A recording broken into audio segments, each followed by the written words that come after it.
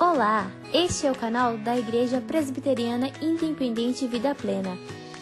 Uma comunidade simples e acolhedora que busca viver como Jesus ensina. Amar a Deus acima de tudo, ao próximo como a si mesmo e compartilhar o Evangelho com outras pessoas. Enquanto aguarda o início do culto, aproveite e se inscreve em nosso canal. Não esqueça de dar o seu like e compartilhar. Toda quinta-feira, às 8 horas, realizamos nosso culto de oração pelo Zoom. E aos domingos, às 7 horas, celebramos o culto em nosso canal do YouTube. Para mais informações, entre em contato conosco.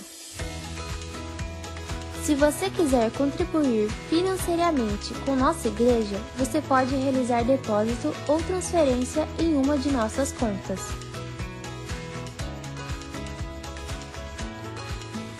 Nossa celebração já vai começar. Se você deseja nos conhecer melhor, siga-nos em nossas redes sociais. Que bom ter você com a gente mais uma vez, esse momento de culto e adoração ao Senhor.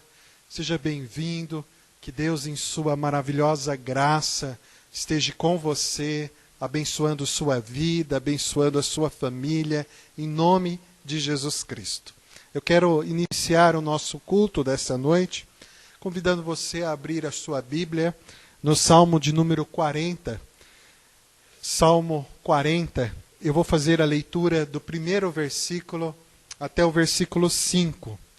Salmo de número 40, os versículos de 1 a 5, que declaram o seguinte: Esperei com paciência pela ajuda de Deus, o Senhor. Ele me escutou e ouviu o meu pedido de socorro. Tirou-me de uma cova perigosa, de um poço de lama. Ele me pôs seguro em cima de uma rocha e firmou os meus passos. Ele me ensinou a cantar uma nova canção, um hino de louvor ao nosso Deus. Quando ouvirem isso, muitos temerão o Senhor e nele porão a sua confiança. Feliz aquele que confia em Deus, o Senhor, que não vai atrás dos ídolos, nem se junta com os que adoram falsos deuses. Ó Senhor, nosso Deus, Tu tens feito grandes coisas por nós. Não há ninguém igual a Ti. Tu tens feito muitos planos maravilhosos para o nosso bem. Ainda que eu quisesse, não poderia falar de todos eles, pois são tantos que não podem ser contados. Esperei com paciência pela ajuda de Deus, o Senhor. Ele me escutou e ouviu. Ele me pôs um cântico novo e me ensinou a louvá-lo. Essa é a mensagem que esse salmo nos transmite. E através dessa experiência da graça de Deus sobre a vida do salmista, ele declara que as pessoas que estão próximas a ele podem contemplar em sua própria vida o agir de Deus. E isso levará essas pessoas a também confiarem em Deus como o único Senhor de suas vidas, de modo que elas não viverão correndo atrás de meios ou de alternativas ou de amuletos ou de outros mecanismos para ter realização, para ter paz em seus corações. Não, elas não vão ter que correr atrás de nada para encontrar a paz, porque elas saberão que a paz só é encontrada no Senhor, só é encontrada em nosso Deus. Quero convidar você a buscar a presença do Senhor em oração nesse momento. Talvez você esteja também desejoso de receber a ajuda de Deus, desejoso de ter um cântico novo colocado em seus lábios, para você louvar e engrandecer ao Senhor e declarar que só em Deus nós encontramos verdadeira paz. Talvez você deseje ter de novo um cântico nos seus lábios, para que você possa declarar que Deus tem feito coisas grandes e preciosas em sua vida. Talvez você precise hoje ter a sua fé fortalecida em Deus, para você continuar afirmando a certeza de que você sabe que Deus tem planos bons, planos perfeitos, planos maravilhosos para as nossas vidas. Se você está passando por um momento em que você precisa dessa ajuda de Deus para se fortalecer na fé e ter o cântico em seus lábios, quero convidar você a me acompanhar nesse momento de oração. Enquanto eu estiver orando, ore junto comigo, colocando diante do Senhor a sua vida e buscando a paz que vem de Deus. Vamos orar. Querido Pai, o Senhor está conosco e nós somos imensamente agradecidos pela Tua presença em nossas vidas.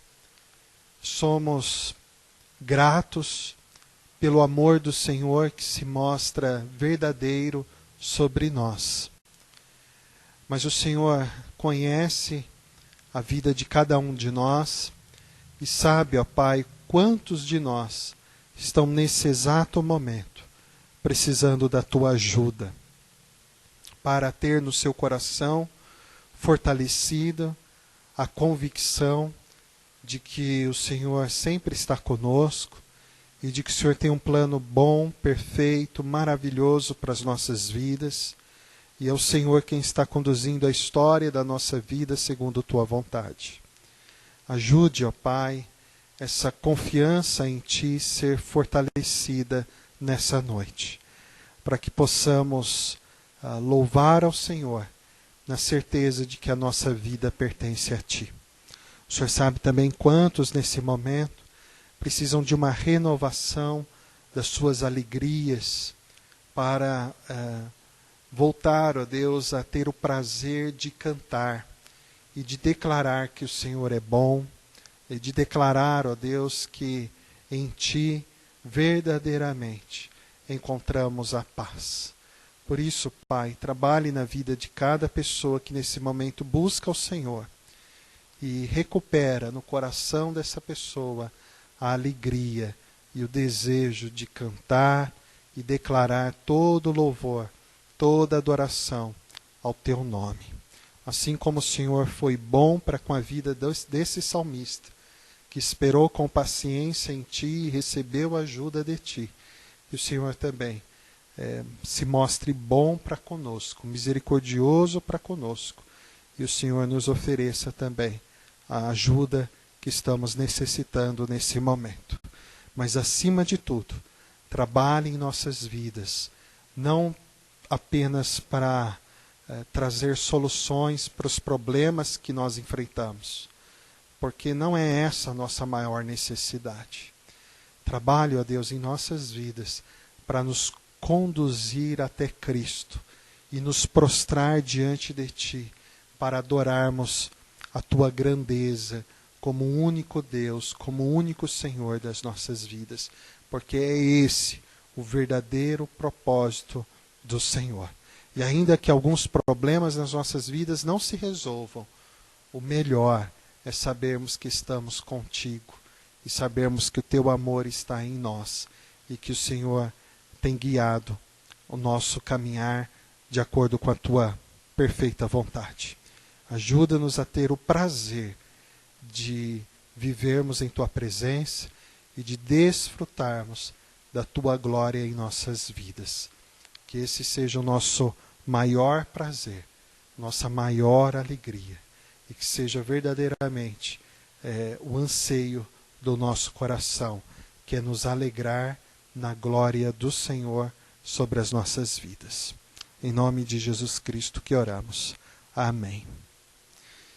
Nós vamos aproveitar esse nosso momento, antes de passarmos para os louvores, para a gente ter um tempo de saudação. Eu convido você a procurar alguém na sua lista de contatos, que faz tempo que você não vê, e que é importante você encaminhar uma saudação para essa pessoa. Faça isso, aproveite esse momento do culto para saudar alguém que há tempo você não vê. Eu vou abrir aqui meu WhatsApp, eu vou procurar aqui no meu contato alguém, vou mandar hoje a minha saudação para o Léo e aproveitar e mandar também essa saudação para a Diva, para o Claudino também. Oi, Léo, como que você está? Faz tempo que a gente não se encontra, estou com muita saudade. Nós estamos no nosso momento de culto e eu quero hoje dar a minha saudação especialmente para você, para a Diva, para o Claudino, que Deus, em sua infinita bondade e graça, abençoe a vida de vocês, que Deus possa sustentar a vida de vocês como uma família que serve ao Senhor, como uma família que busca o Senhor de todo o coração. Que vocês possam, de fato, experimentar sempre a graça de Deus sobre a vida de vocês e vocês possam buscar em tudo honrar ao nome do Senhor. Grande abraço. Já mandou sua saudação para alguém? Não deixe de fazer isso. É muito importante e é o meio através do qual nós podemos cultivar a comunhão entre nós como igreja.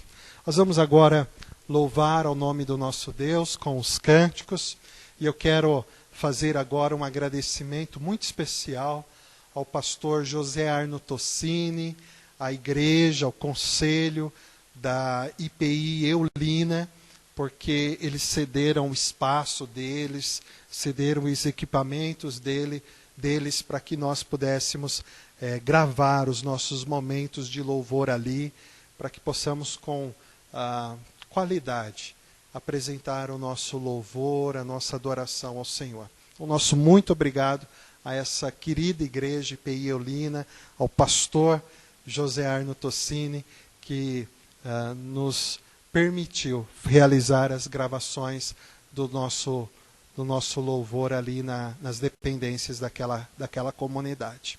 Vamos juntos louvar ao Senhor, não fique envergonhado, aproveite para cantar junto conosco nesse momento ao nosso Deus.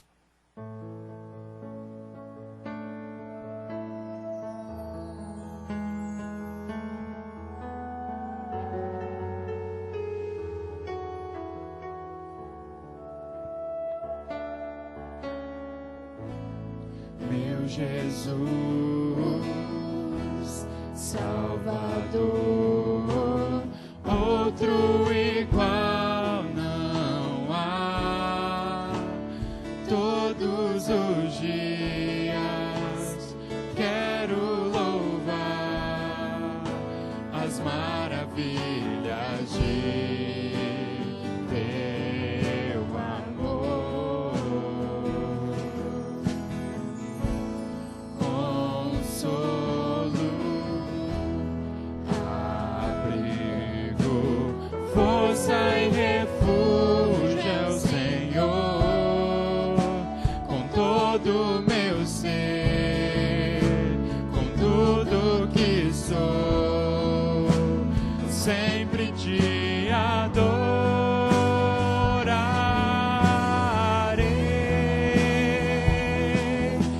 Aclame ao Senhor toda a terra e cantemos poder, majestade, louvores ao Rei. Montanhas se prostrem e rujam os mares.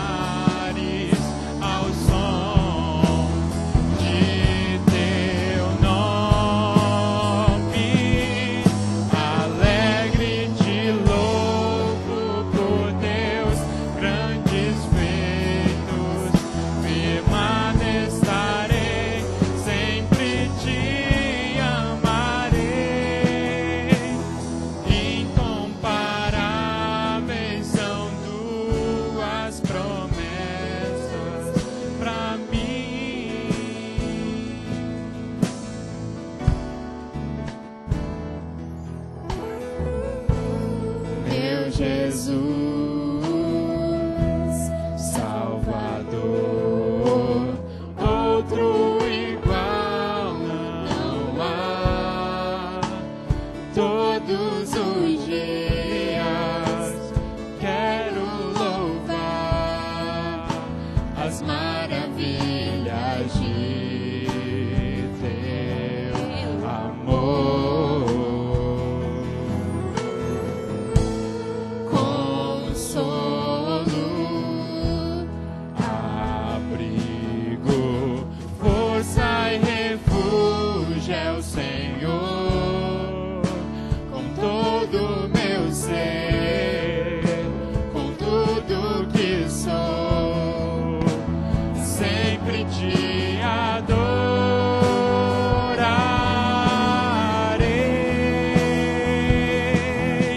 Aclame ao Senhor toda a terra e cantemos poder, majestade, louvores ao Rei. Montanhas se prostrem e rujam os mares de teu nome. Alegre te louvo por teus grandes feitos.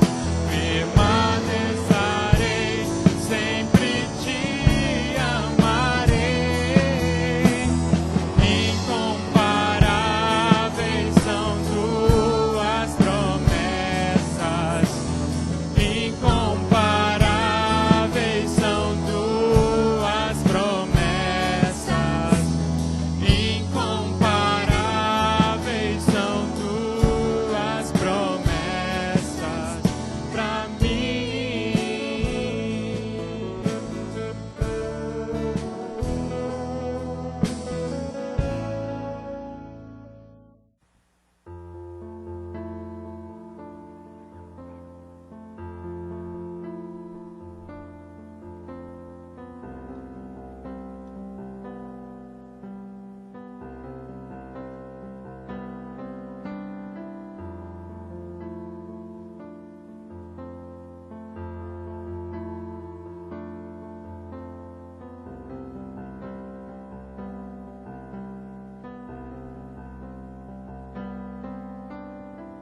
Seguro estou nos braços daquele que nunca me deixou.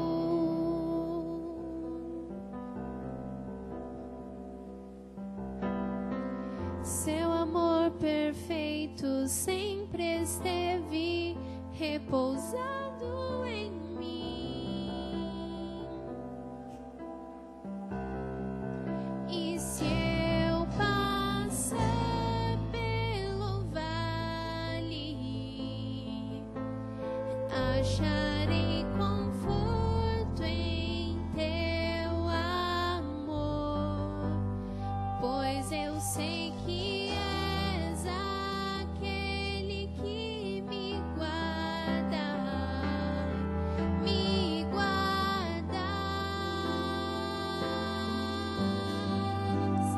Em teus braços é o meu descanso. Em teus braços é o meu descanso. Em teus braços é o meu descanso.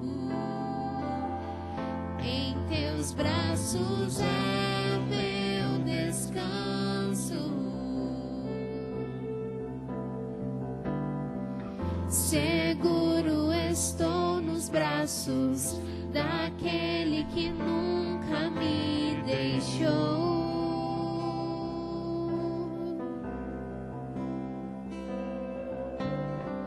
Seu amor perfeito sempre esteve repousado em mim.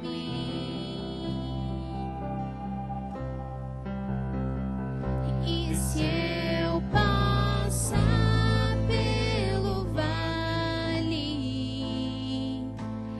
acharei conforto em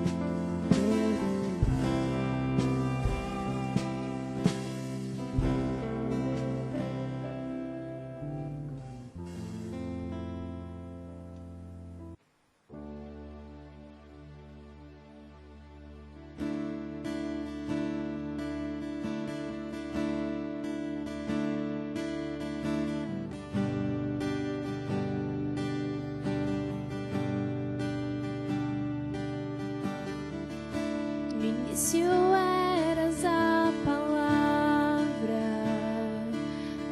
com Deus o Altíssimo.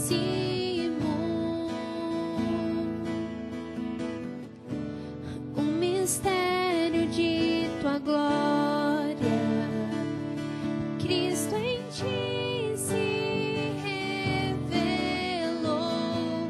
Oh, quão lindo esse nome é! Oh, quão lindo esse nome é! O nome de Jesus, meu Rei. Oh, quão lindo esse nome é! Maior que tudo Ele é. Oh, quão lindo esse nome é! O nome de Jesus.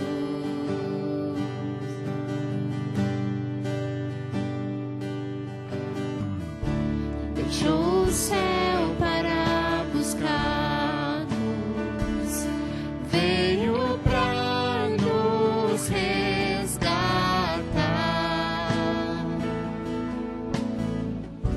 Amor maior que meu pecado, Nada vai nos separar. Oh, quão maravilhoso é! Oh, quão maravilhoso é o nome de Jesus, meu Rei. Oh, quão maravilhoso é! Maior que tudo Ele é. Oh, quão maravilhoso é o nome de Jesus. Oh, quão maravilhoso é o nome de Jesus.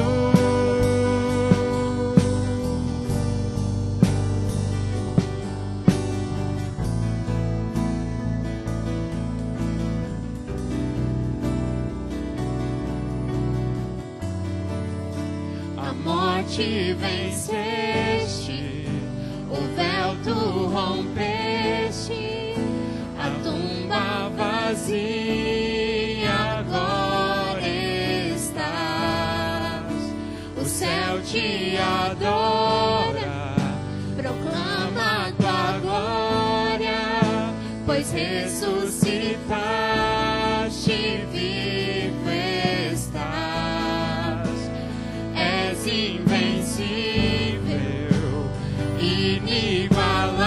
inigualável, hoje pra sempre reinarás. Teu é o reino, tu é a glória, acima de todo nome estás. Poderoso esse nome é, poderoso esse nome é, o nome de Jesus, meu Rei. Poderoso esse nome é, mais forte que tudo é. Poderoso esse nome é, nome de Jesus. És invencível, inigualável, hoje pra sempre reinarás. Teu é o reino, tu é a glória, acima de todo nome estás. Poderoso esse nome é, poderoso esse nome é, o nome de Jesus, meu Rei. Poderoso esse nome é, mais forte que tudo é.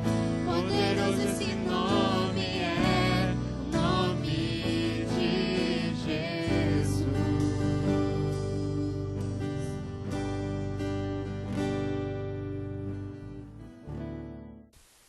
Louvado seja o nosso Deus. Como é bom, maravilhoso, podemos cantar ao Senhor e podermos declarar que a nossa confiança está nele e que nós estamos bem seguros, né, nos braços do nosso Deus, nos braços do nosso Pai.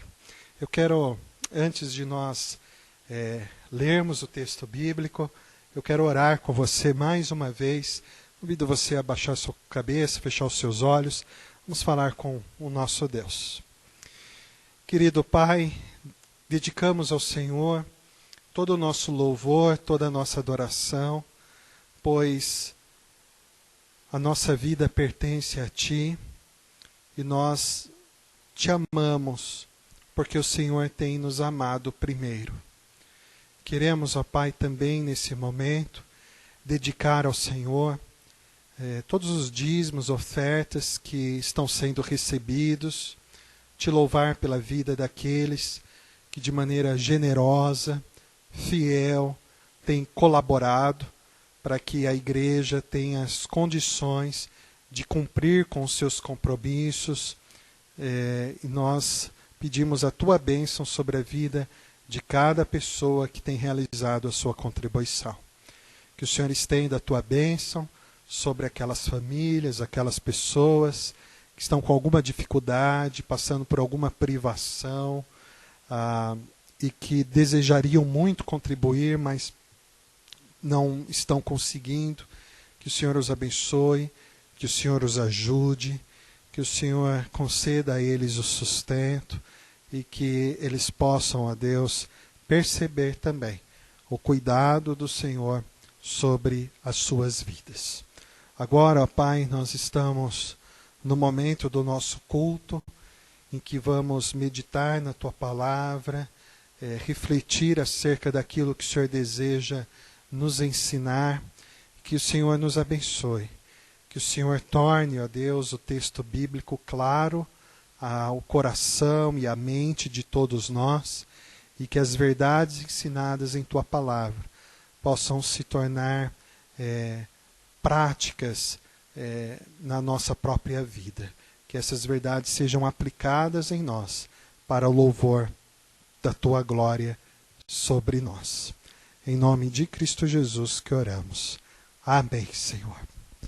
Nós estamos em uma série de mensagens com o título A Glória de Deus sobre a Minha Aflição.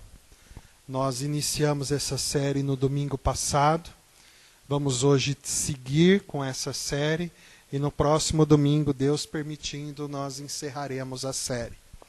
E o nosso objetivo nessas mensagens, nessas 3 mensagens, é olharmos para a história de uma mulher chamada Ana e de refletirmos acerca de 3 cenas da vida dessa mulher que nos mostram a ação de Deus sobre a aflição dela e que nos mostra, acima de tudo, a glória de Deus se manifestando na vida dela, e através da vida dela, a glória de Deus se manifestou também na vida de todo o povo de Israel lá naquela época, mas também através da vida de Ana, a glória de Deus se manifestou de uma maneira tão poderosa que ela nos alcançou hoje também. Porque quando Deus age, Ele não age apenas de maneira pontual, num determinado período da história. Não. Quando Deus age, Ele age de maneira tão grandiosa que as suas obras, elas se tornam poderosas para alcançar o futuro, para abençoar outras pessoas, e as obras de Deus redundam em louvor, em glória a Ele por toda a eternidade. Deus, quando Ele age em um momento da história, Ele está agindo em toda a história. E a gente vai ver isso à medida que nós vamos nos aprofundando na história dessa mulher. Ana, a história dela aparece no primeiro livro de Samuel. e nós vemos as 3 cenas da história de Ana no primeiro capítulo e também no capítulo 2 do primeiro livro de Samuel. No domingo passado, nós conversamos sobre a primeira cena da história de Ana. E a primeira cena da história de Ana foi a oração que ela fez a Deus. E através daquela oração, nós aprendemos que Ana, ela derramou o seu coração diante de Deus, assim como nós também devemos derramar o nosso coração diante de Deus. E percebemos que por meio da oração, Deus mostrou a sua glória para Ana de uma maneira tão maravilhosa que a aflição de Ana provocava nela tristeza, mas através da oração, a tristeza do coração de Ana foi removida. E o rosto dela já não estava mais triste após ela orar. E ela ainda não havia recebido uma resposta à sua oração. Mas só o fato dela ter se aproximado de Deus, só o fato dela ter se colocado na presença de Deus, foi o suficiente para que o rosto dela não estivesse mais triste. Às vezes, nós achamos que a única coisa que pode mudar a nossa vida são as bênçãos que Deus tem para nos dar. E nós nos esquecemos que a maior bênção que nós podemos desfrutar, e que essa sim pode de fato nos alegrar, é o próprio Deus. Não são os presentes que Ele nos oferece, mas é a própria pessoa de Deus que nos alegra. Então, Ana ainda não havia recebido a resposta para o seu pedido de oração, mas o fato dela ter passado aqueles instantes diante de Deus, diante da presença de Deus, aquilo já foi algo extremamente satisfatório, algo extremamente prazeroso e transformador na vida de Ana, porque o estar com Deus é infinitamente melhor do que receber presentes de Deus. E olha que Deus gosta de nos presentear com suas bênçãos. Mas nós temos de tomar muito cuidado para não idolatrarmos as bênçãos de Deus. Porque a nossa maior bênção é a própria pessoa de Deus. E Ana nos mostra isso com a sua própria vida. Com a sua própria vida.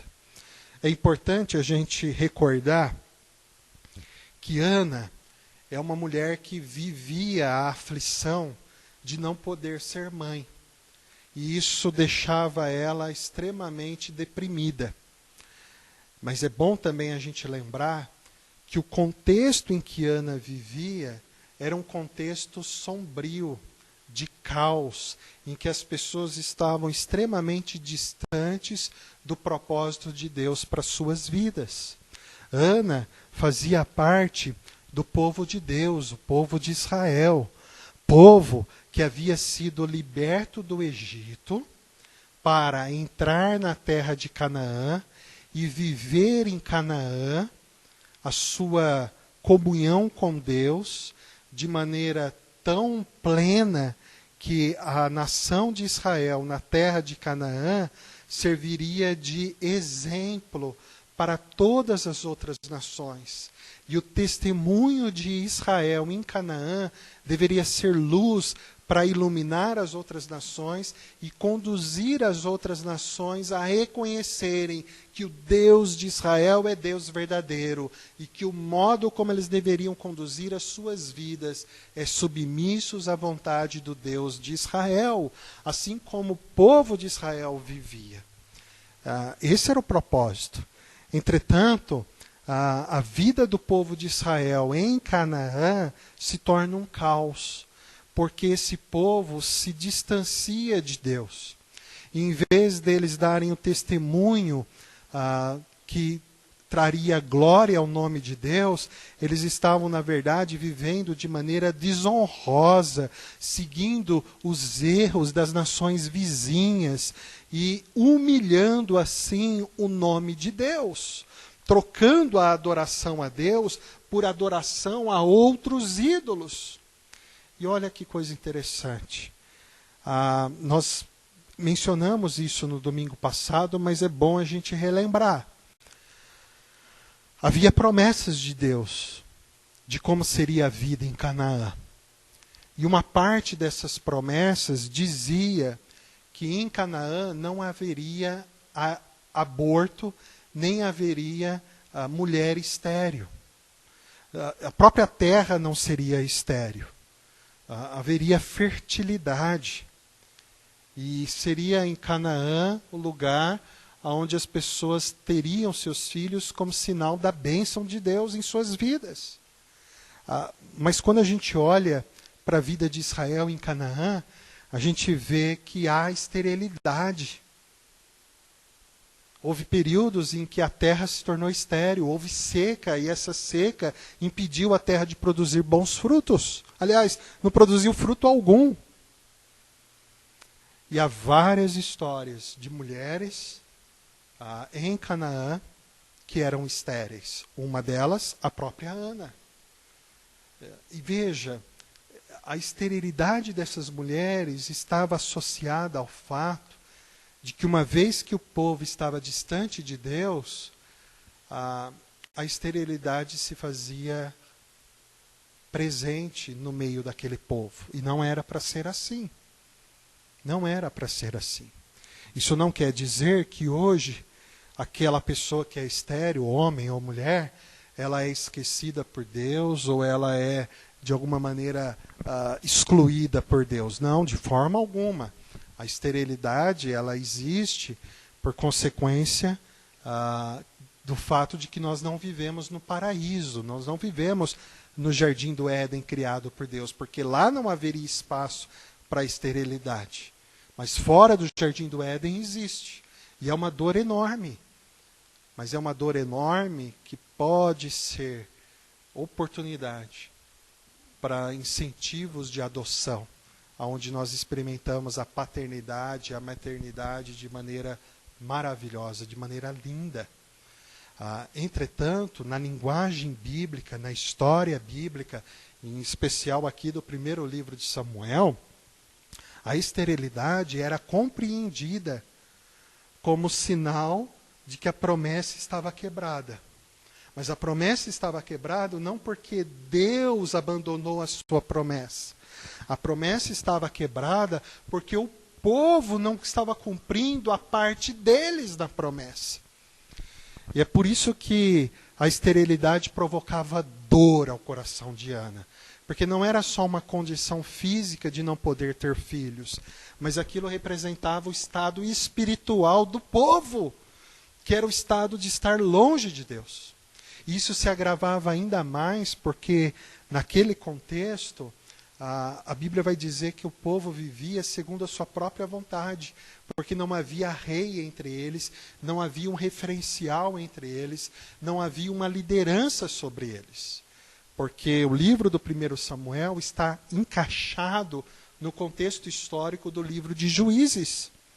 E em Juízes, uma das frases que mais se repetem naquele livro é a frase que diz: não há rei em Israel. Cada um faz segundo o que parece ser certo aos seus próprios olhos. E o resultado de viver dessa maneira é caótico. Porque as pessoas ali cometem assassinatos, as pessoas ali cometem vários tipos de abusos, de violência, vários tipos de perversidade.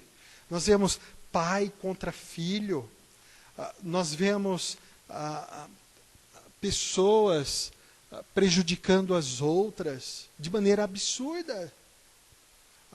Nós vemos coisas tão horrorosas que chega a ser até feio de mencionar. Tamanho a maldade ali.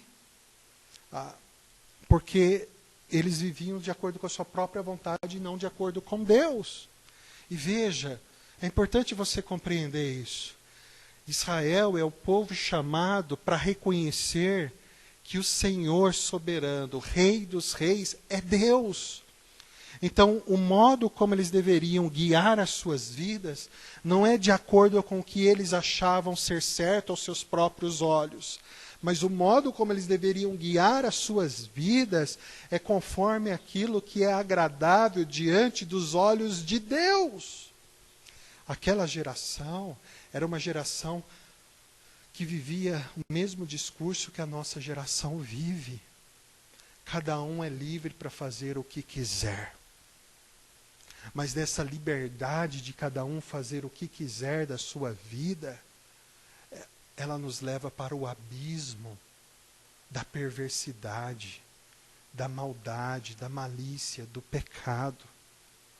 Ela nos leva para longe de princípios e valores de Deus.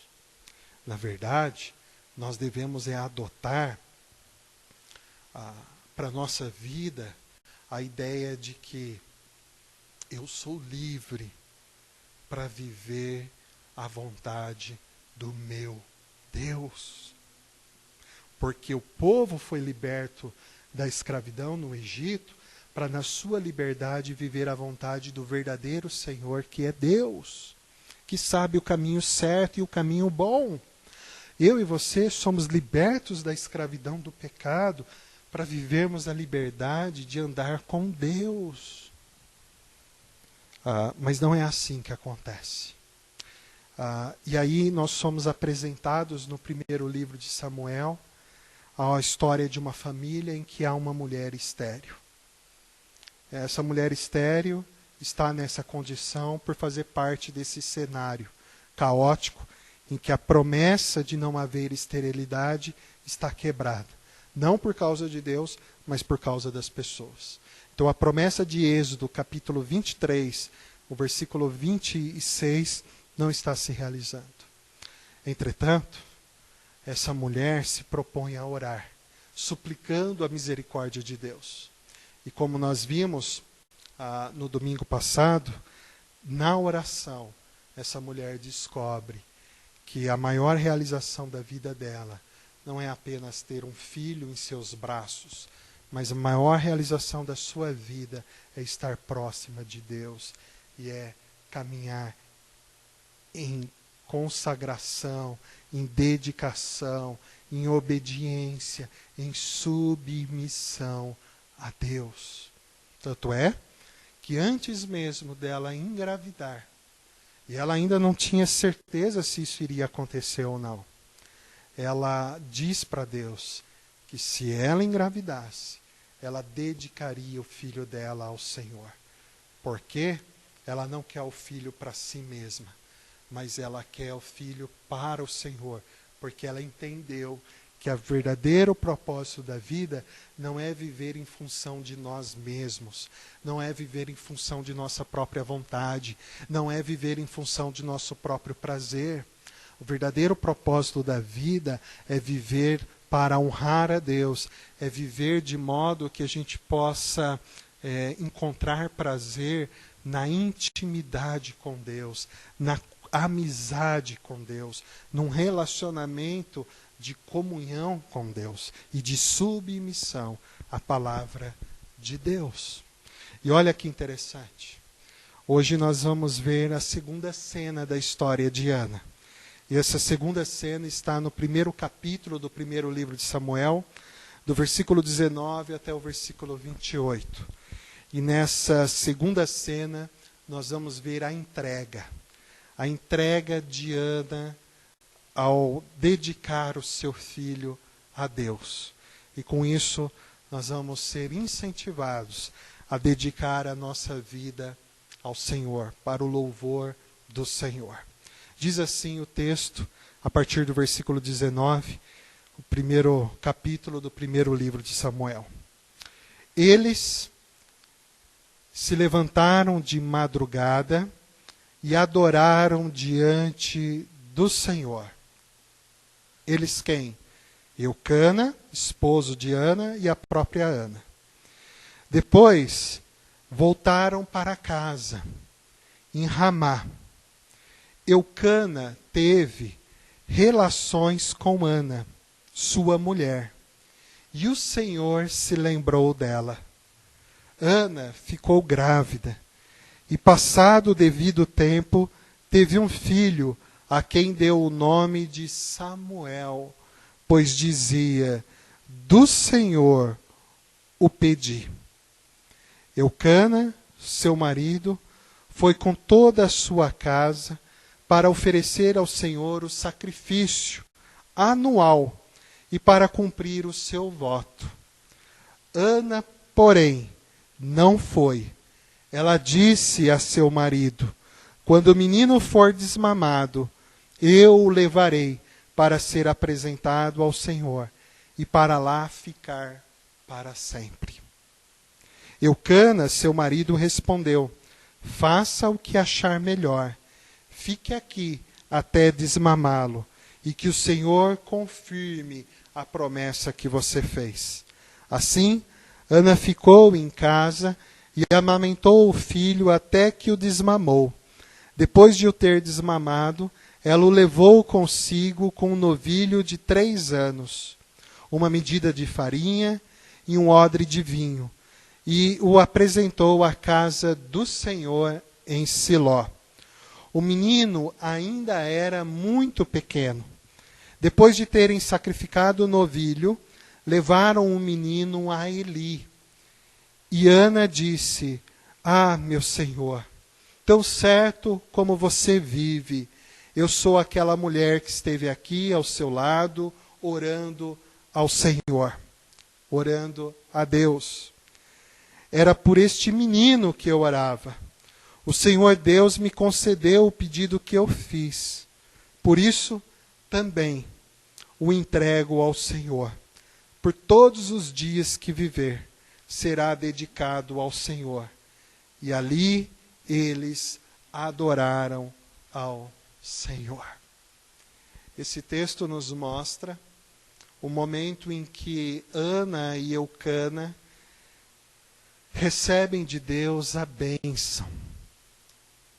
A bênção de ter o filho, a quem Ana põe o nome de Samuel, que quer dizer aquele a quem eu pedi a Deus. E é interessante que o texto vai dizer que Eucana e Ana tiveram seu momento de intimidade, e aí o texto vai dizer então que Deus se lembrou de Ana, no versículo 19. E aí Ana ficou grávida. Essa expressão, Deus se lembrou, ela é muito importante na Bíblia porque ela aparece com frequência. E ela pode ser mal compreendida por nós. Porque nós podemos ter a ideia de que Deus havia se esquecido, e aí então, em algum momento, por alguma razão, Deus de repente se recorda e diz: opa, lembrei, deixa eu fazer isso.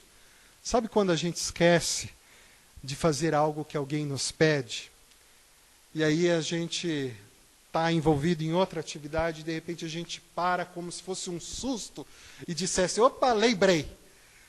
Às vezes a gente pode imaginar que a Bíblia, quando diz que Deus se lembrou, a Bíblia está falando que Deus se lembrou desse sentido. Mas é óbvio que não é nesse sentido que a Bíblia está dizendo que Deus se lembrou. Porque Deus jamais se esquece de seus filhos e suas filhas.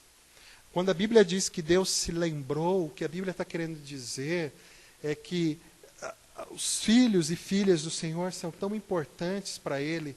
Deus está tão comprometido em cumprir as suas promessas em nossas vidas, em realizar a sua vontade em nossas vidas, que Deus dá a nós uma atenção especial. Então esse lembrar não é um lembrar no sentido de recordar, mas esse lembrar é no sentido de estar atento e no tempo certo agir em favor do filho, em favor da filha. E é assim que Deus age. Deus jamais se esquece. Sabe quando a gente diz para alguém que há tempos, às vezes, a gente não vê, e a gente diz para essa pessoa: eu me lembro de você. E às vezes a gente diz isso no sentido de dizer: olha, eu sempre tenho você em meu coração. Eu sempre tenho você em minha memória. Eu sempre tenho você em meus pensamentos. É nesse sentido, então, que o texto quer dizer que Deus se lembrou. No sentido que Deus está sempre atento. Agora, acontece que Deus, ele não age segundo a nossa vontade, e Deus não age de acordo com o nosso tempo. Porque o compromisso de Deus é com Ele próprio, e é em realizar a vontade dEle mesmo sobre as nossas vidas. Então, o tempo de agir não é nós que determinamos, mas é Deus quem determina. O modo como vai agir não é nós que determinamos, mas é Deus quem determina. Porque o Senhor é Deus, nós somos tão somente seus filhos amados. Então, nós devemos nos submeter ao modo como Deus deseja agir. Então, Ana poderia muito bem considerar que o tempo em que Deus não concedeu a ela um filho, talvez fosse um tempo em que ela estivesse esquecida por Deus. Ana talvez poderia se considerar que o tempo em que Deus não concedeu a ela um filho fosse um tempo em que Deus estivesse demorando demais para agir. Mas a realidade não era essa. Porque Deus não havia nem se esquecido de Ana, e nem tampouco Deus havia se atrasado ou demorado em agir. Não. Ana era alguém com quem Deus se importava muito, de maneira especial, assim como Ele se importa com você, assim como Ele se importa comigo. E Deus, de modo algum, atrasou ou demorou em agir. Ele apenas estava aguardando o momento em que tudo estaria definitivamente preparado no propósito de Deus para realizar o milagre de tornar aquela mulher estéril grávida. Da mesma maneira, Deus não está demorando ou atrasando para agir em nossas vidas. Ele apenas está aguardando o momento exato no qual Ele deve manifestar a sua graça, o seu poder sobre nós. Mostrar o seu milagre sobre nós. Porque o plano de Deus na vida de Ana não era simplesmente dar a ela o prazer de ser mãe. O grande agir de Deus na vida de Ana não era tão somente operar o milagre de torná-la capaz de engravidar, mesmo ela sendo estéril. De modo algum. O grande plano de Deus na vida de Ana era aproximar o coração de Ana do coração de Deus. E se Ana não passasse pela experiência de estar estéril, se Ana não passasse pela experiência do sofrimento e da aflição, talvez em outra circunstância, Ana não teria aproximado o seu coração do coração de Deus. Porque foi a esterilidade que fez Ana se prostrar em oração ao Senhor. Foi a esterilidade que fez Ana recorrer a Deus como aquele que era o único capaz de ajudá-la.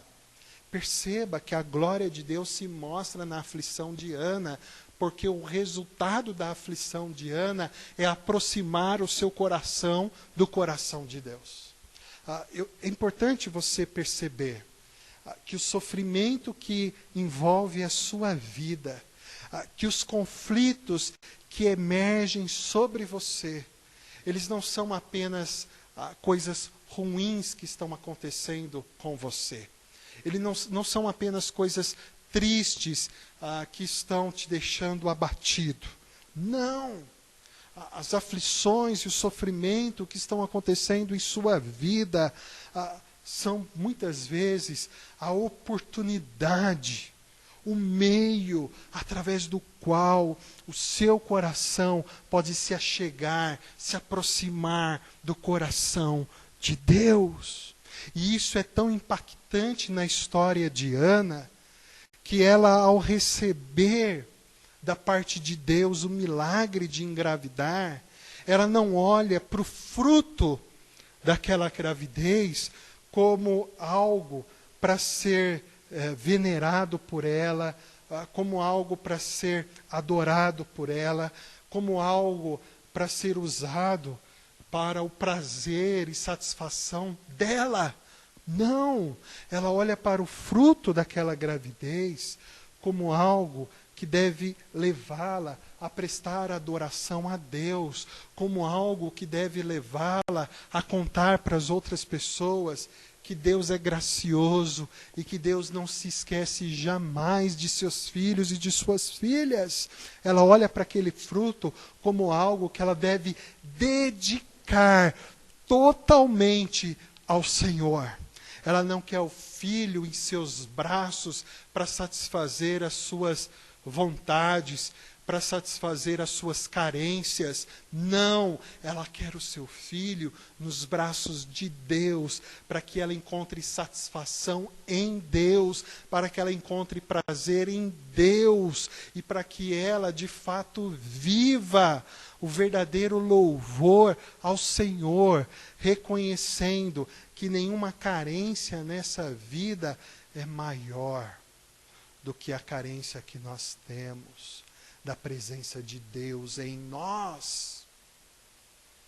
A carência de querer ser mãe e não poder não era maior na vida de Ana do que a carência de viver numa geração sem Deus e estar ali necessitada urgentemente de uma reconciliação com Deus. É por isso que, ao ter o filho, Ana não vive para si próprio, mas ela vive segundo o propósito de Deus. E o propósito de Deus é que a gente o glorifique com tudo que nós somos e com tudo que nós temos. Você consegue compreender isso? Veja, algumas pessoas querem tanto uma promoção no emprego. E elas se esforçam, se empenham, estudam, ralam para conseguir isso.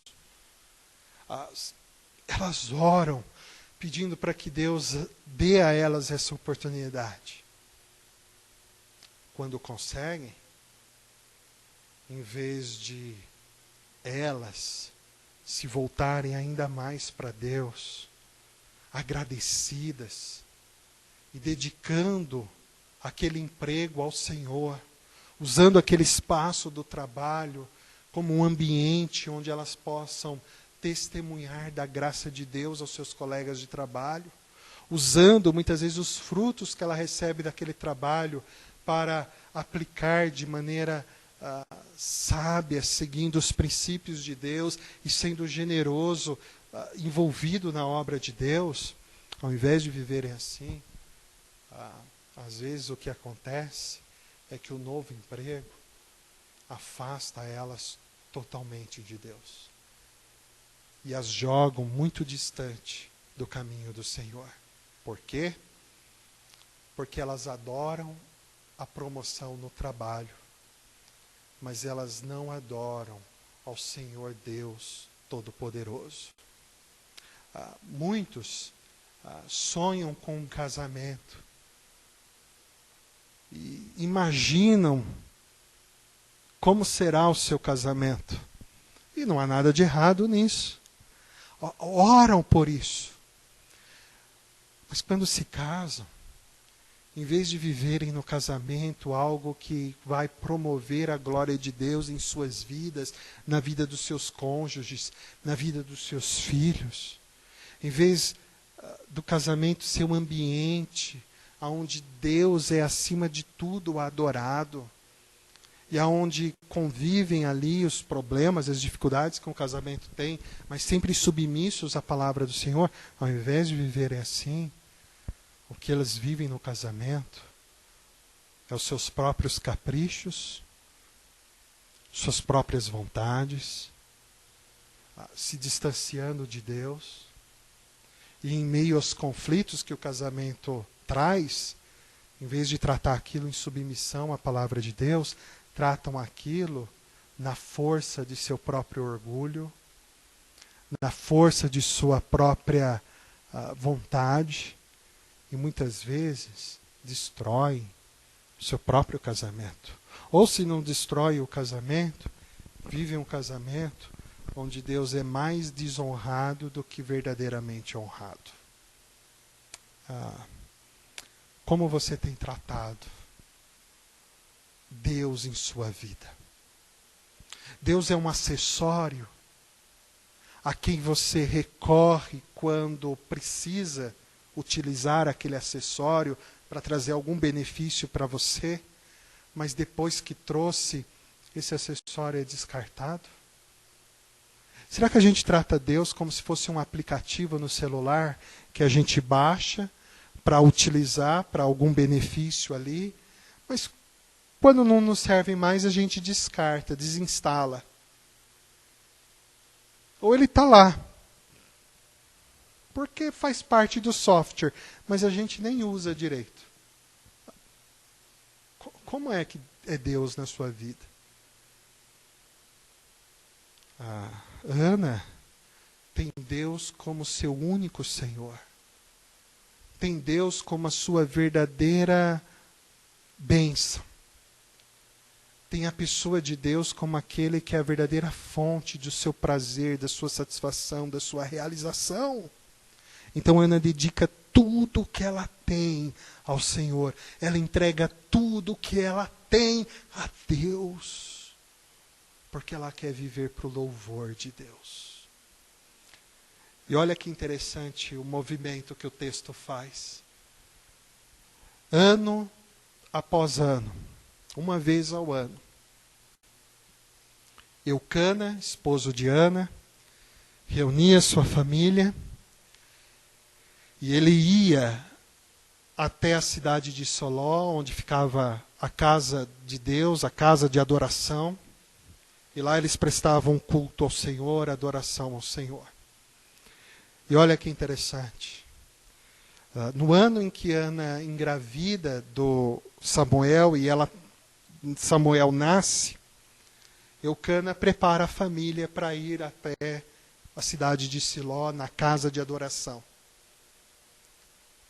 E o que acontece? O texto vai dizer que Eucana se prepara para ir até lá, porque Eucana quer adorar ao Senhor e Eucana quer cumprir o voto que ele fez a Deus.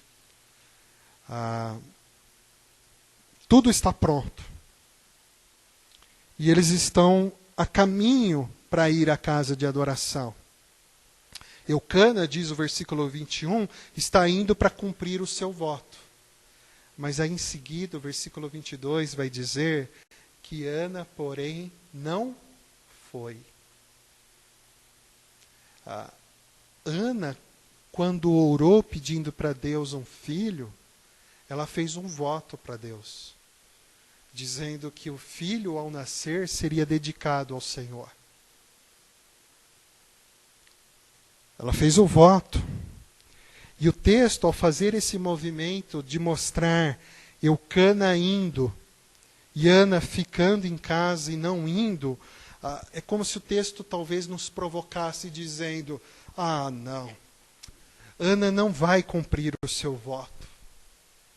Não, Ana está com o bebezinho no seu colo e ela não quer deixá-lo, ela não quer entregá-lo, porque o amor dela pelo bebê é imenso. O texto nos faz essa provocação. Mas o texto nos mostra que a verdadeira motivação de Ana não era deixar de cumprir o voto que ela fez a Deus. A verdadeira motivação de Ana era aguardar o momento em que aquela criança estivesse desmamada e, portanto, não dependesse mais da mãe para se alimentar. E aí essa criança pudesse, então, ser dedicada a Deus e pudesse viver ali na cidade de Siló, junto do sacerdote Eli, sendo preparada para honrar ao Senhor como futuramente um grande homem de Deus. A verdadeira motivação de Ana era essa: aguardar o momento em que aquela criança estivesse preparada e pudesse ser alimentado por outros, sem precisar do leite materno. Essa é a motivação de Ana. E sabe por que é essa a motivação de Ana? Porque ela ama mais a Deus do que ama ao seu próprio filho. Isso é chocante para você?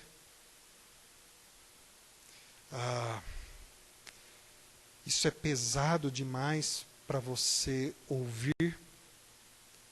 Ana ama mais a Deus do que ao seu próprio filho Samuel.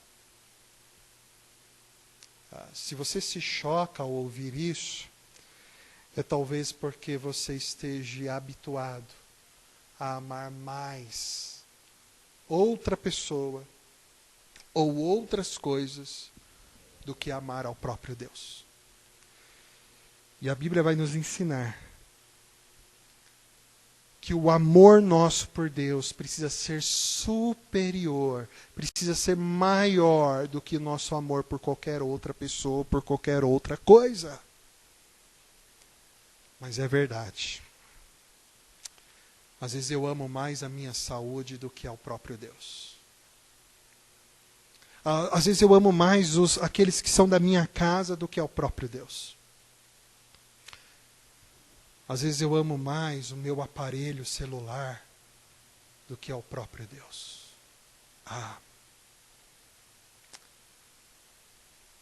Talvez o amor meu por Deus seja minúsculo. E esse texto me faz repensar a minha relação com Deus. E eu creio que, de certa forma, esse texto faz você repensar a sua relação com Deus. A quem você ama mais? A que na sua vida você atribui plena satisfação para você? Minha plena satisfação seria fazer aquela viagem para o exterior. Minha plena satisfação seria eu ter aquela conta bancária. A que você atribuiria plena satisfação na sua vida? Se essa pergunta fosse feita a Ana, talvez Ana respondesse: a minha plena satisfação eu atribuo a presença de Deus em minha vida. Em que você deposita a segurança da sua vida e a segurança da sua família? Na sua própria capacidade? No seu dinheiro? A que você atribui a segurança da sua vida e da sua família? Talvez se perguntasse para Ana, Ana diria: ao meu Deus, que cuida de maneira fiel e amorosa de mim e da minha família. A quem você verdadeiramente adora? A quem você verdadeiramente adora? Parece que Ana aqui vai adorar o seu filho, mas só parece. Porque o texto em seguida vai dizer que a motivação de Ana era adorar a Deus de maneira completa e se desprender totalmente de tudo por amor a Deus. Porque ela deseja aguardar o momento do seu filho desmamar para que ela possa entregar ele a Deus de maneira completa. E sabe com quanto tempo uma criança desmamava naquele contexto? Os estudiosos, os pesquisadores dizem que por volta aproximadamente dos 3 anos de idade. Por volta dos 3 aninhos de idade é que a criança estava totalmente desmamada da mãe. E é possivelmente nessa idade, 3 aninhos de idade, que Ana vai com a sua família para a cidade de Siló, onde ficava a casa de adoração, e lá Ana entrega o seu filho Samuel, o pequeno Samuel. E o texto vai fazer questão de dizer que ele ainda era pequeno. Ela o entrega aos braços do sacerdote Eli, para que Eli pudesse ensinar a Samuel a lei de Deus, a palavra de Deus, e para que Eli pudesse ser usado por Deus para ajudar Samuel a crescer no caminho do Senhor. Embora Eli fosse um sacerdote negligente em vários aspectos, Deus tinha propósito para Samuel. Porque o nascimento de Samuel não foi por vontade humana, mas o nascimento de Samuel foi pela vontade de Deus e pela ação milagrosa de Deus. Porque o nascimento de Samuel foi a resposta de Deus, não só a oração de Ana, mas foi a resposta de Deus para aquela geração que não tinha referencial, para aquela geração que não tinha uma liderança, para aquela geração que vivia segundo a sua própria vontade e não segundo a vontade de Deus. E o nascimento de Samuel foi a resposta de Deus para essa geração, porque Deus, o próprio Deus, estava comprometido em formar Samuel, para que Samuel se tornasse ali um juiz extremamente submisso a Deus. Mas não apenas um juiz que pudesse governar aquele povo de maneira submissa a Deus. Deus também fez de Samuel um grande profeta, um grande mensageiro da palavra de Deus, da orientação de Deus para aquele povo naquela época.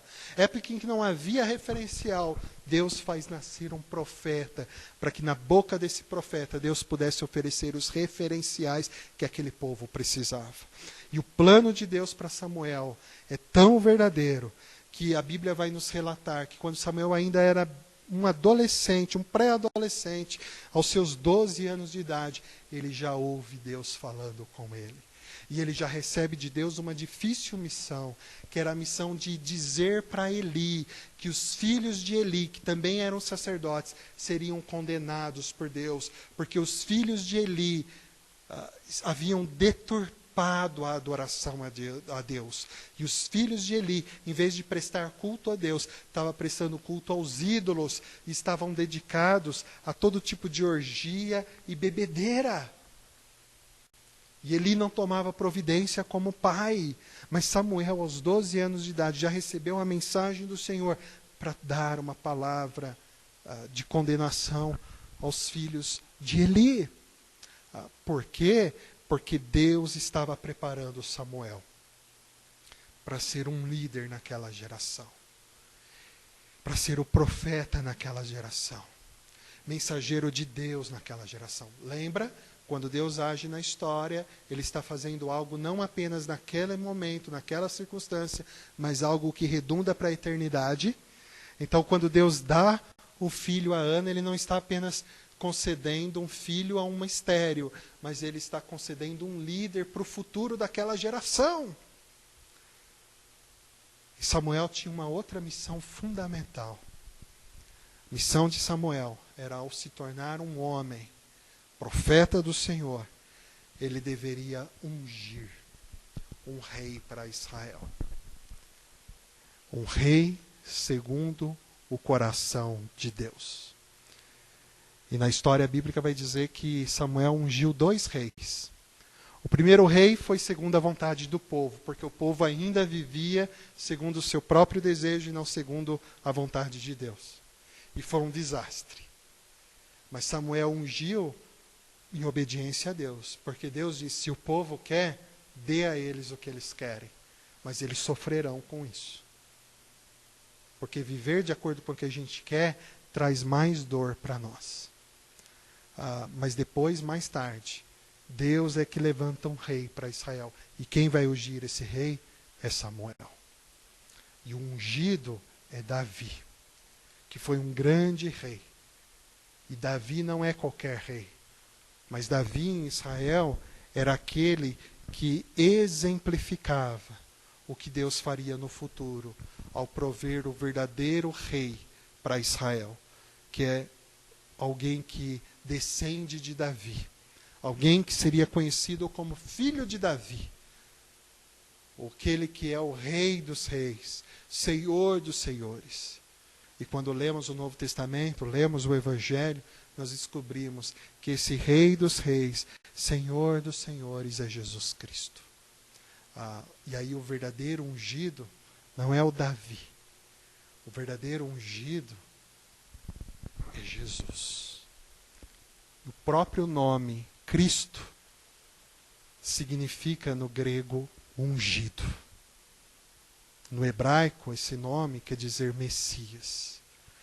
Jesus é o verdadeiro líder. Jesus é o verdadeiro rei. Jesus é o verdadeiro referencial.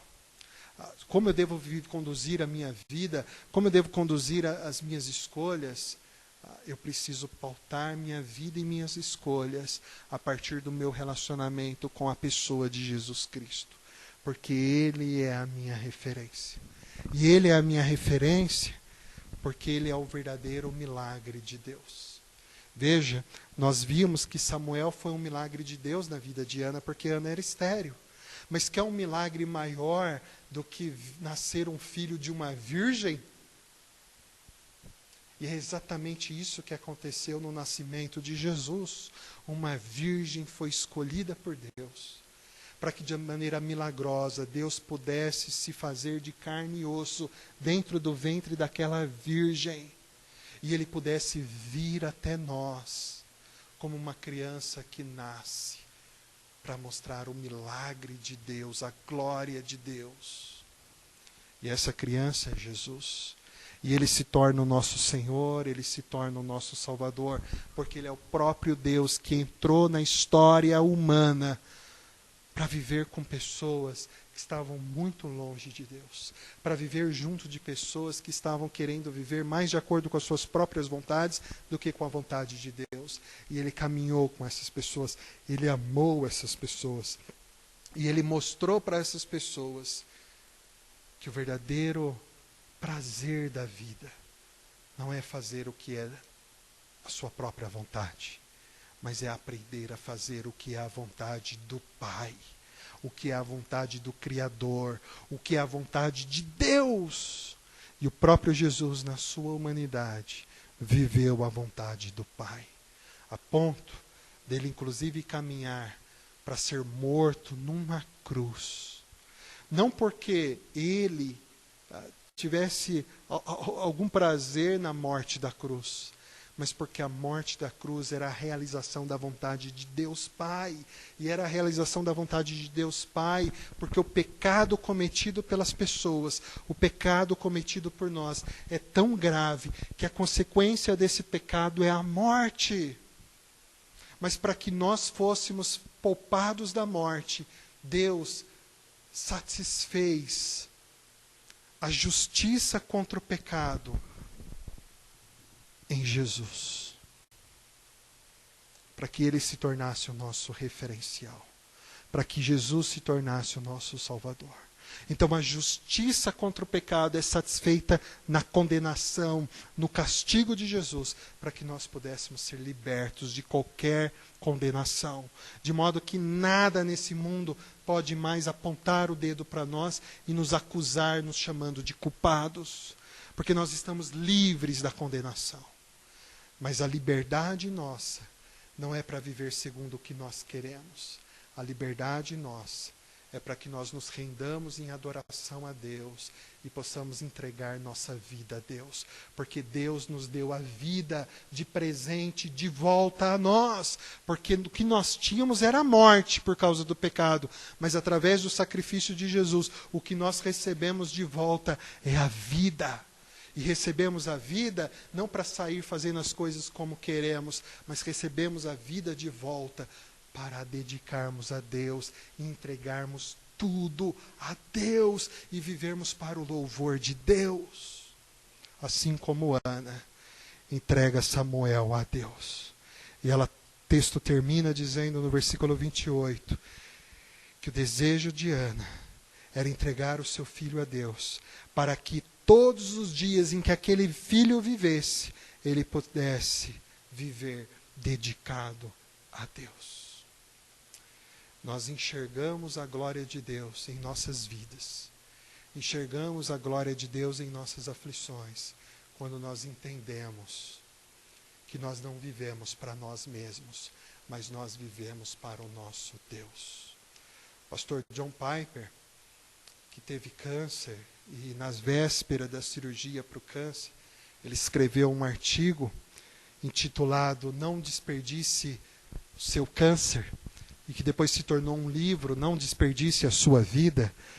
Ele coloca várias razões pelas quais ele não desperdiçava o seu câncer.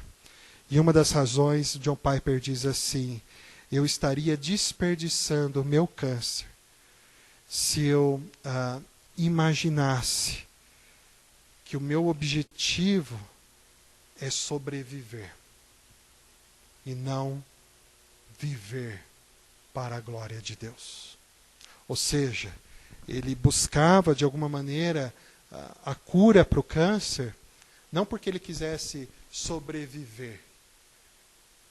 Na verdade, ele aproveitava aquele câncer e ele de alguma maneira orava por aquela situação para que ele pudesse aprender que ele estava ali para desfrutar da presença de Deus, para ter o seu coração próximo de Deus. Mais do que desejar a cura ao câncer, o que John Piper coloca que era o seu maior desejo era viver para Deus e viver com Deus. Seja sobrevivendo por mais um tempo, ou seja, não sobrevivendo. Seja recebendo a cura e vivendo sem o câncer, ou seja, tendo que conviver com o câncer e seguir mais algum tempo adiante, sofrendo com o câncer. Independente do que acontecesse, o que ele queria era viver com Deus e para Deus, porque esse era o propósito da sua vida. Há um mês atrás, nós fomos informados da morte daquele ator que protagonizou o Pantera Negra. E todos nós ficamos, de alguma maneira, sensibilizados com a história desse ator, que, estando sofrendo de um câncer grave, desenganado, mesmo assim, seguiu com a sua vida, com o seu trabalho, fez as gravações dos filmes entre os intervalos do tratamento, da quimioterapia, radioterapia, e ele dedicou a sua vida para visitar e também para encorajar crianças que estavam sofrendo com câncer. Ele, inclusive, ajudava a visitar essas crianças e a levar um pouco de alegria a essas crianças. O que é mais interessante é que esse ator, ele era um cristão. E ele próprio dizia que ele fazia tudo aquilo porque ele entendia que aquilo era o propósito de Deus para a sua vida. E ele queria viver para dedicar a sua vida a Deus, honrando a Deus, ao levar a graça de Deus ao coração daquelas crianças que estavam sofrendo de câncer. O que você tem feito da sua vida? Você tem dedicado ela a si próprio? Ao seu próprio prazer? Ou você tem dedicado a sua vida totalmente a Deus? Ao sofrer, você está envolvido no seu sofrimento a ponto de você tão somente amargurar a sua dor? Ou você tem vivenciado o seu sofrimento para dedicar-se mais à oração? E para poder, por meio do seu sofrimento, perceber que a maior paz da vida não é viver sem sofrimento, mas a maior paz da vida é viver próximo de Deus, é viver com Deus e para Deus. Que Deus nos abençoe, que eu e você possamos entregar nossas vidas ao Senhor. Vamos orar.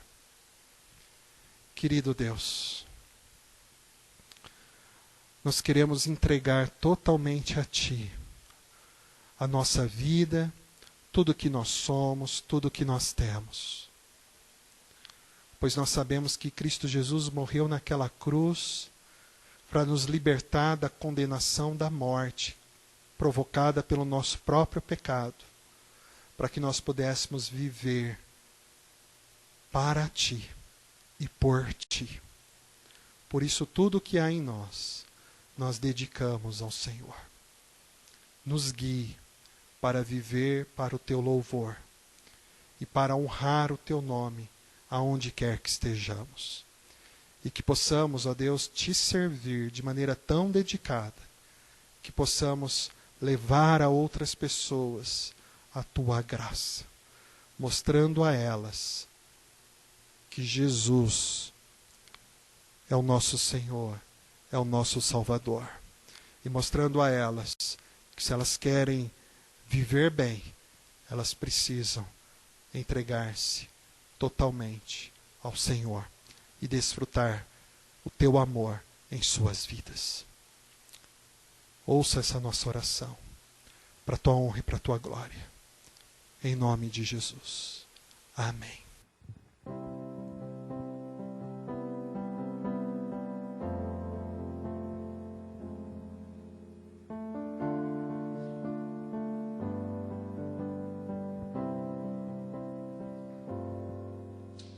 Tudo a ti, Jesus, entrego tudo, tudo deixarei, resoluto, mas submisso sempre a ti eu seguirei. Tudo entregarei,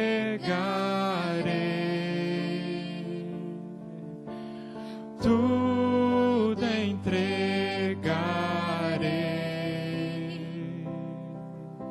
Sim, por ti, Jesus, bendito, tudo deixarei. Tudo a ti, Jesus, entrego tudo quanto é meu, Senhor. Tudo, tudo a Cristo amado deixarei por teu amor. Tudo entregarei, tudo entregarei. Sim, por ti, Jesus, bendito, tudo deixarei. Tudo a ti, Jesus, entrego, quero ser somente teu, tão submisso aqui, vivendo com os anjos lá do céu. Tudo entregarei, tudo entregarei. Sim, por ti, Jesus, bendito, tudo deixarei. Tudo a ti, Jesus, entrego, ó, eu sinto teu amor transformar a minha vida e meu coração, Senhor. Tudo entregarei, tudo entregarei. Sim, por ti, Jesus,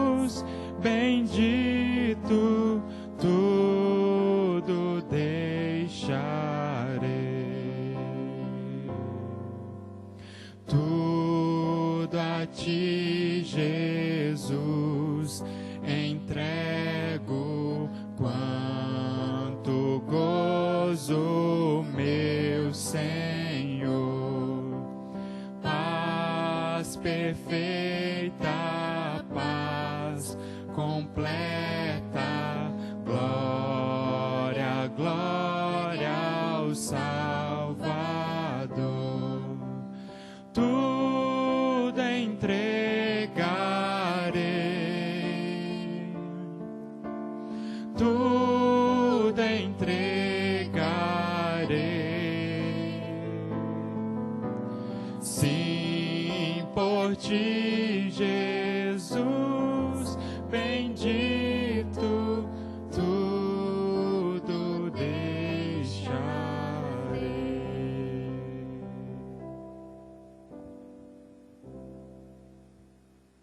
Boa noite, irmãos. Boa noite a todos que estão nos assistindo através desse canal, onde a gente pode manter nossa comunhão.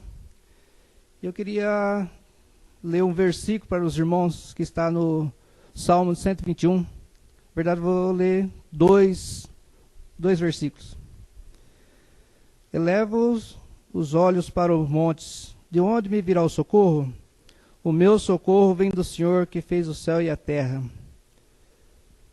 Queria dizer para os irmãos, né, que nós, nesse momento que a gente está passando, que a gente tem que estar com os nossos olhos ao Senhor, que é o nosso socorro bem presente, né? A gente deve estar seguro com o nosso Senhor. Amém? Vamos orar por esse culto de hoje. E queremos pôr nessa oração pedidos para que acabe essa pandemia, pelos profissionais de saúde que estão na frente, que a gente esteja orando por eles, pelos nossos governantes, pela nossa igreja, pelos nossos irmãos, pelos nossos jovens que nós temos nas nossas igrejas, nossos do coral, dos nossos músicos. Oremos por eles, por nossos pastores e o nosso conselho da nossa igreja. Oremos. Senhor nosso Deus, queremos agradecer, Senhor, por mais uma semana. Agradecer, Senhor, por estar junto com nós. Isso tem nos consolado, Senhor. São as suas misericórdias que nos têm mantido sempre juntos, Senhor. Obrigado, Senhor, por tudo que nós tem feito, pela nossa igreja, pelo nosso conselho, Senhor. Abençoa, Senhor, a cada um. Abençoa, Senhor, nossos profissionais de saúde que estão na frente dessa pandemia, tratando dos infectados, Senhor. Também nossos governantes, que eles possam, Senhor, estar mais voltados para a sua comunidade, que estão fazendo o bem para a sua comunidade, Senhor, e não para eles próprios. Abençoa, Senhor, a cada um de nossos membros da nossa igreja. Abençoa a nossa semana, Senhor. Obrigado por tudo de bom que nos tem feito. Em nome do nosso Senhor Jesus, nós pedimos e agradecemos. Amém. E que a graça maravilhosa do nosso Senhor Jesus, o amor de Deus e as consolações do Espírito Santo estejam com todos nós e com todos os nossos irmãos espalhados pela face da terra, hoje e eternamente sempre. Amém.